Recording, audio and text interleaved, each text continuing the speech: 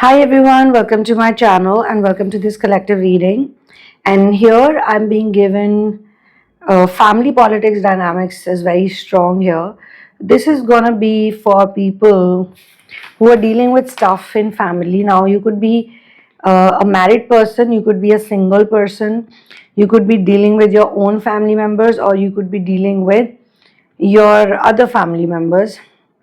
And again, this is not gender specific, this can apply to anyone.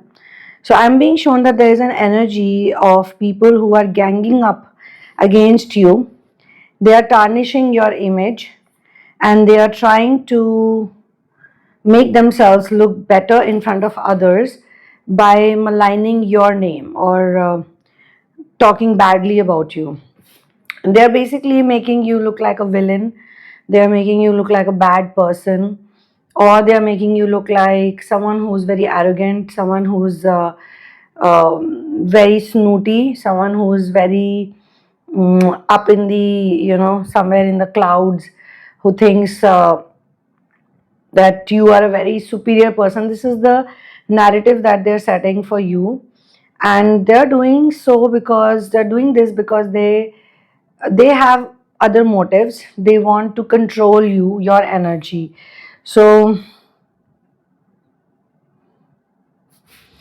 what I can pick is that you want to be free from these people because you're having a lot of imaginary conversations because of them. And what is shocking you a lot is the way they question you. They question you as if you are wrong. They question you as if you're supposed to bow to them, you're supposed to please them, you're supposed to do things that they want you to do. And the things that they want you to do are really uncalled for. Those are things that take away your freedom of expression. Those are things that put you in a cage.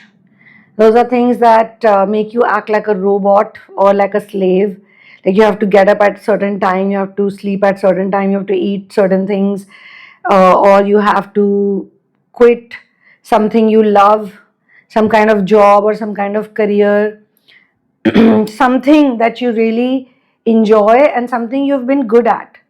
It is not something that you are just bad at. In fact, even if you're bad at something, and if you're an independent person, you're able to manage your expenses on your own, and you have some kind of good reputation in front of other people, and you face challenges on and off. It's not like you don't, but even if you do so, you are a kind of person who is hardworking.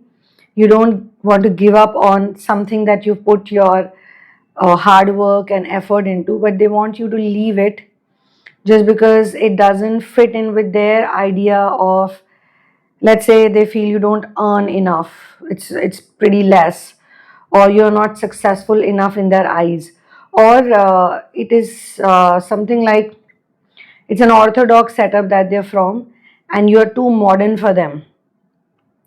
Or it could be just they don't want to pinpoint at anything, they just do not want you to have control. It's a control thing, and they're using some kind of emotional blackmail for it.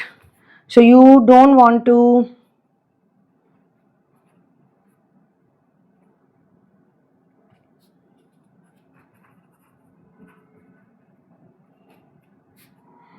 you don't want to get emotionally blackmailed by anyone. You don't want to give up on your hard work, your freedom. With these people, the ones that are ganging up against you, you have to pay for your freedom. And the payment can be anything. It can be even money for some people. In some of your cases, they could be saying, yeah, you do this, you do what you love, but you have to give us like a fixed amount. Even that could be there. Or it could be some other kind of payment, like, as I just said, giving up on your passion or giving up on your hobbies. Or they could be putting some kind of rules and regulations. And it's a very unbalanced deal for you, in the sense, what I'm also being shown here is that you don't need these people. In some cases, you know, this can be really interesting. If you need someone, then okay, they give you some conditions and they say, okay, since you need us, let's say you're living in someone's house, okay, and you're trying to save some rent. So they say to you that, okay, you use this part of the house, but you can't use that one because, you know, we can't give you this. And you have to help us with some chores every day when you come back from work or college or school, wherever you go, whatever you do. You have to do these 5-10 things, and then we'll give you this space. Now, this is like a fair deal because you're also getting something, and uh, they also need you for something, whatever stuff. But here, the energy is not in balance. You don't need these people, and what's frustrating is that when you don't need them, you don't need them at all, okay? But out of respect, out of concern, out of whatever's there in your mind, whatever you think is suitable or good, you being a good person, being a genuine person, you're extending love or support or acceptance. But what they are doing is the opposite. You being at a position where you don't need such people or their energy, because their energy comes with judgment, and their energy comes with ripping you off of your gifts, of your caliber, of whatever you stand for, putting you in some kind of environment which is very toxic, which is not suitable even for your health, mental health especially. So they're putting you in such spaces and such places, and in exchange, they are not even giving you anything. They are not giving you respect. They are not giving you support. They are not giving you acceptance. What are they doing then? What's their deal really? So this is a typical family, toxic family dynamic where I sense a disbalance of energy hugely, and because they cannot make you do what they want you to do, they have been tarnishing your image because this is the only thing they are left with.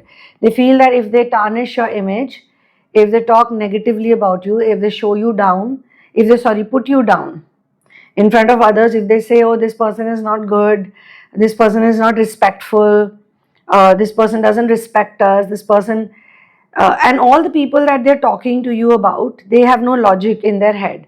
I mean, they should also use their logic and ask them questions like, why would this person not do it?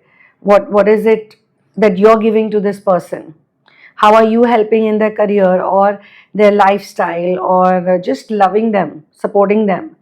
Those other people are also not asking these valid and important questions because gossip mongers just enjoy the gossip.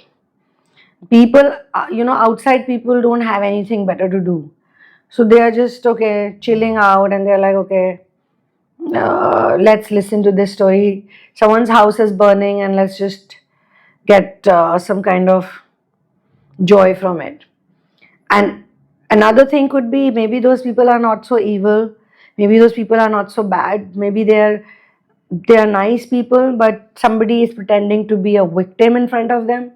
These people who are tarnishing your image are the stronger intense energy is that they are acting as victims, and they are showing you as a perpetrator or a predator. Like, they are showing you as the bad person, but actually you have got nothing to do with it. You have got no role to play in this. You have no role to play in this. You're just trying to do good. You're trying to do good. You're trying to live a normal life. You're trying to be comfortable. And you're trying to be somebody who is independent emotionally as well as mentally, and most probably such people also financially want to be independent. So you are not really interested in all of this. Your interest level in family politics or these type of low frequency dynamic is very low. You probably want to educate yourself, you probably want to do something interesting. So even when these people talk to you in these what you say, group discussions or one-on-one discussions, you really don't have much to say. And yet out of sympathy, out of empathy. Like you really thought that, okay, somebody is suffering, so let me just advise them, or let me just give them some kind of positive um, solution, some kind of positive talk, a motivational talk, and you went out of your way to motivate them because the reasons they gave you felt like they're demotivated by whatever is happening. But now you've realized that if they were really demotivated, if they were really sad about something, if this was the actual issue, then they would have understood you by now, because the explanation you gave, the logics you gave, or you can say uh, the logic, the explanation, and assurance also. You gave them some kind of assurance, you gave them some kind of hope, real hope, not fake hope. You gave them assurance and hope, and you told them that, look, everything is going to be okay, everything is going to be fine. Let's do it step by step, because you are not God either. You also have responsibilities, you also have things to do. So you gave them like a step by step, like a blueprint. You said, let's follow this blueprint, and this will make you happy. This will make everyone happy. It is going to be a win-win situation for every single person out there. But even after you gave them logically correct explanation or emotionally strong correct information, they have been repeating the same things like a parrot. Okay, they have been saying the same thing over and over and over and over and over and over again. It almost seems to you now, it sounds like whatever you said was just white noise. Like they didn't even bother, they didn't even care, because what you were saying also had you had to keep everybody's interest in place. You had to keep everyone happy, you thought, but that everyone includes you as well, because if you're not going to be happy, nobody's going to be happy. Plus you are actually very logical with time, with logistics, with infrastructure, with so many other things, you know. But those people are not. They just want you to suffer, they just want you to be miserable. But why are you in this situation?